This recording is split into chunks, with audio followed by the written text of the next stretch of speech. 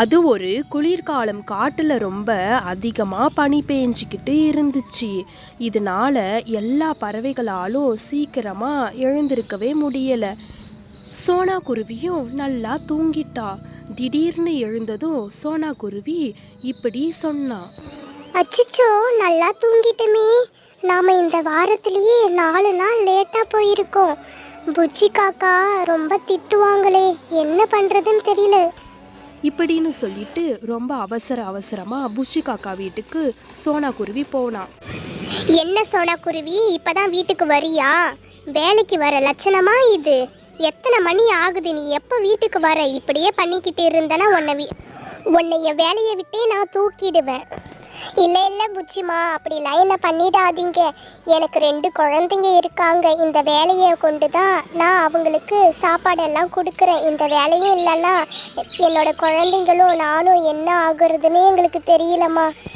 இந்த வாரத்தில் நீ எத்தனை நாள் லேட்டாக வந்திருக்க, அதை ஃபஸ்ட்டு சொல்லு. புச்சி காகத்துக்கு சோனா குருவியை பார்த்தாலே பிடிக்காது.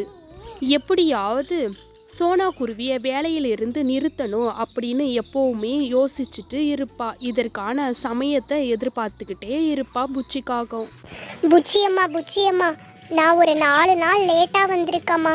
இதற்கப்புறம் இது போலனா நான் லேட்டாக வரமாட்டேம்மா. கரெக்டான டைமுக்கு வந்துடுறேம்மா. என்னை வேலையை விட்டு மட்டும் தூக்கிடாதீங்க. இதுதான் ஒரு நல்ல சமயம்.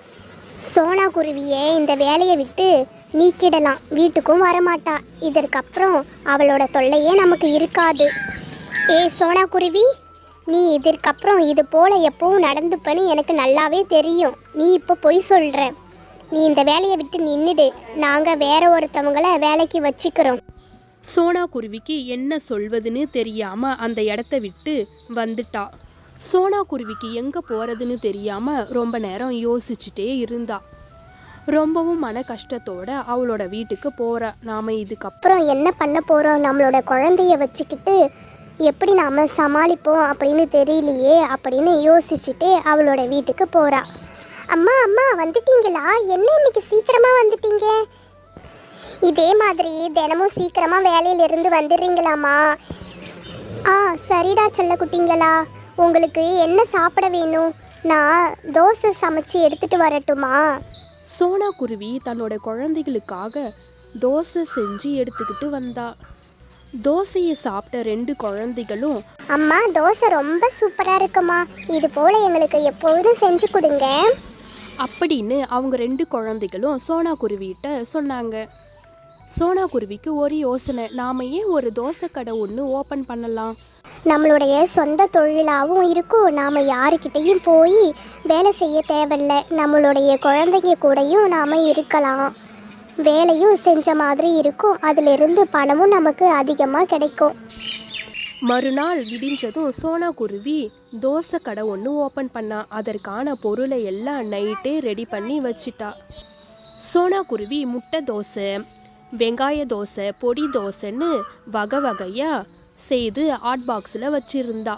அன்னைக்குன்னு பார்த்து எந்த ஒரு பறவையுமே வரவே இல்லை. அட, என்ன ஆச்சு? யாருமே இன்னும் எழுந்திருக்கலையா? நாம் எப்படி இந்த தோசை கடையே எல்லார்கிட்டையும் போய் சொல்கிறதுன்னு தெரியலையே. அப்போதான் மீனுக்குருவி சோனா குருவி வீட்டுக்கு வந்தா. சோனா குருவி, எங்கே தேடியும் உணவு கிடைக்கவே இல்லை. சோனா குருவி, எனக்கு கொஞ்சம் உணவு இருந்தால் கொடுக்குறியா? என்னோட குழந்தைகளுக்கு வேணும் சோனா குருவி. தர மீனுக்குருவி. நான் தோசை கடை ஓப்பன் பண்ணியிருக்கேன். நீ என்கிட்ட தோசை வாங்கிட்டு போறியா? சரி சோனா குருவி, அதற்கான காசு இந்தா. முதல் போனி இல்லையா, அதனால் காசு வாங்கிக்கிட்டு நீ எனக்கு தோசையை கொடு. நான் மற்ற பறவைகள்கிட்டையும் நான் போய் சொல்கிறேன். அப்போதான் உன்னுடைய தோசை கடை நல்லா வருமானம் வரும். சோனா குருவி கொஞ்ச நேரம் வீட்டிலையே வெயிட் பண்ணி பார்த்தா, யாராவது கஸ்டமர் வராங்களா இல்லையா அப்படின்னு. ஆனால் எவ்வளவு நேரம் வெயிட் பண்ணி பார்த்தாலும் யாருமே அவளோட கடைக்கு வரவே இல்லை. சோனா குருவி ஒரு முடிவு பண்ணா. நாமளே தோசைகளை எடுத்துக்கிட்டு தெருவாக போயிட்டு விற்கலாம் அப்படின்னு முடிவு பண்ணான். தோசை அம்மா, தோசை, வெங்காய தோசை, ஆனியன் தோசை, முட்டை தோசை, பொடி தோசை, வகை வகையான தோசை, மணக்க தோசை. தோசை வாங்கலையோ? தோசை வாங்கம்மா வாங்க, வந்து சுவைத்து பாருங்க. அப்படின்னு தெருக்கல்ல போய் தோசை விற்பனை செய்ய தொடங்கினா.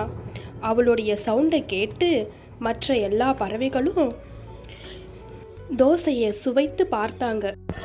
நீயா சோனா குருவி இதை பண்ண? ரொம்ப டேஸ்டா இருக்கு சோனா குருவி. இதே போல தொடர்ந்து நீ இப்படியே செஞ்சுட்டு வா. எங்களால் குளிர்காலத்தில் காலையில் எழுந்து உணவை தேடவும் சமைக்கவும் முடியலை. நீயே எங்களுக்கு உணவை சமைத்து தினமும் விற்க செய். நாங்களும் உனக்கு உறுதுணையாக இருப்போம். உன்னோட கடையும் நல்ல முறையில் டெவலப் ஆகும்.